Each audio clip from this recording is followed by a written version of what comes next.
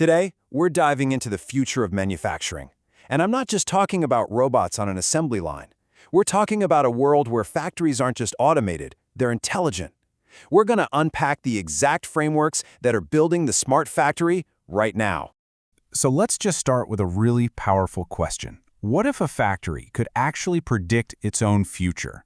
Now I know it might sound like something out of science fiction, but this is the core idea driving a massive transformation in industry. It's about shifting from just reacting to problems to actively preventing them before they even have a chance to start. And the engine behind this whole shift? It's called data-driven decision-making, or DDDM. At its heart, it's really about one thing: making smarter choices. So instead of guessing or just going with your gut, you're using hard data. You're using real analysis and predictive models to guide every single decision. Okay, so what does this actually look like on the ground? Well, that brings us right into our first section, creating a smarter factory floor, which is all about a new kind of partnership between humans and AI. Yeah, this slide really breaks it down perfectly. I mean, the old way was all about experience and gut feelings, right? It was rules of thumb that were passed down for years. The new way, though, it doesn't throw that experience away. It just makes it better. Decisions are now guided by these incredibly powerful data models. But, and this is the important part, with human oversight and governance right at the center of it all.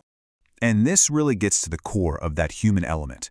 You see, for any of these complex systems to actually work, people have to trust them. And as this quote explains so well, that trust, it's not just a technical feature you can program. It's a social negotiation. It's about how we, as people, figure out who's accountable and how we build the foundation for real, true collaboration.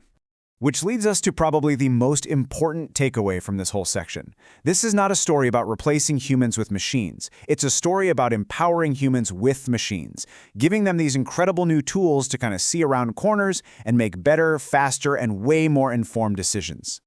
Okay, so how exactly do these tools see around corners? Well, that brings us to section 2, the art of prediction. You know, the predictive power here is truly staggering. We're talking about systems that can look at a critical piece of equipment and estimate its remaining useful life. They can calculate the probability of a tiny product defect down to the decimal point. They can forecast energy needs for the next month and even predict the factory's entire production yield. It's incredible. But how do you pick the right tool for the job? Well, as you can see here, it really depends on the data. If you've got tons and tons of historical data, like years of sensor readings, you'd use something called time series models to find those hidden patterns. But what about those really rare events? For that, there's this amazing technique called few-shot learning. It's like teaching an AI to recognize something it's only seen a couple of times. It's perfect for spotting those one-in-a-million problems. To make this super clear, think about it like this. It's not just your car's check engine light turning on. No, it's a check engine light that tells you a specific part is going to fail in exactly 8 days. And, by the way, it's already ordered the replacement and scheduled the mechanic. That's the level of proactive intelligence we're talking about here. Okay, so a prediction is powerful, but it's really only the first step. Knowing what's going to happen is one thing, but knowing what to do about it, that's everything. And that takes us to section 3, moving from insight to action. I mean, think about it. A great prediction is totally useless if you don't have a great plan to go with it. Knowing a machine is about to fail is helpful, sure, but knowing the single most efficient way to schedule its maintenance to minimize downtime and production loss, that's the real game changer. And that's exactly where optimization comes in.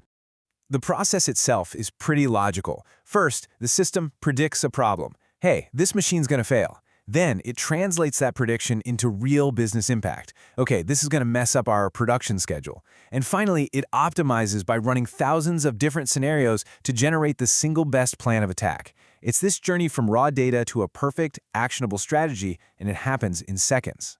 And AI has this incredible toolkit to get it done. It uses things like reinforcement learning, where the AI basically teaches itself to create better schedules through trial and error. It can combine different methods to solve these ridiculously complex logistical puzzles. And it even uses models that understand uncertainty, so it can build plans that won't just fall apart if, say, there's a hiccup in the supply chain. All right, so we've got prediction and we've got optimization, but how do you actually smoosh them all together into one seamless system? Well, that brings us to section 4, putting it all together to build the decision engine. So let's take a look under the hood. It all starts with data flowing in from countless IoT sensors. The system then sifts through all that noise to pull out the meaningful signals. Then the AI model makes its inference, its prediction.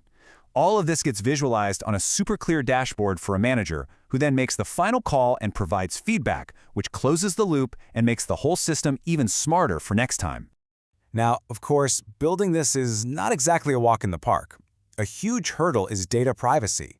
You can't just pool all your sensitive data from multiple factories into one central place. And that's where a technique like federated learning comes in.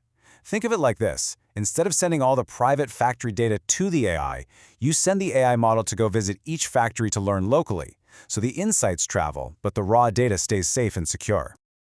Even though this technology sounds super advanced, the core ideas behind it are actually surprisingly familiar. So for our final section, let's bring it all together with some proven analogies that show how these same principles are already at work all around us. And here's the really cool part. These aren't some brand new, unproven ideas. The exact same type of AI your bank uses to detect credit card fraud, it's perfect for finding those tiny, rare sensor patterns that predict a machine failure. And the AI that helps radiologists spot tumors in medical scans, that's now being adapted to find microscopic defects on products. It's the same logic, just a different application. And the parallels just keep going. The software that schedules tasks on your computer's graphics card, that provides a template for optimizing a super complex factory production line. And those planning models from the construction industry, the ones designed to handle all kinds of uncertainty, they're now helping factories manage their own volatile supply chain risks. And that brings us right back where we started, full circle, to our central theme. After all the technology, all the data, all the algorithms, it still comes down to one thing, that human connection.